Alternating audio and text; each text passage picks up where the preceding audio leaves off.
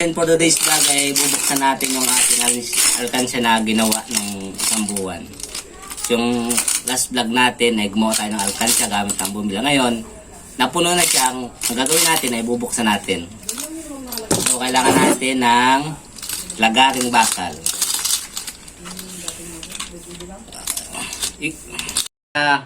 Biyak na natin yung ating alkansya. Ngayon, itataktak natin kung gaano ba karami yung kanyang laman. So yun guys, inabot lang siya ng isang buwan mahigit sa pag-iipon na lahat dito yung bariya na galing sa alkansya. Kung ang gagawin natin, bibilangan natin kung magkano yung ating naipon.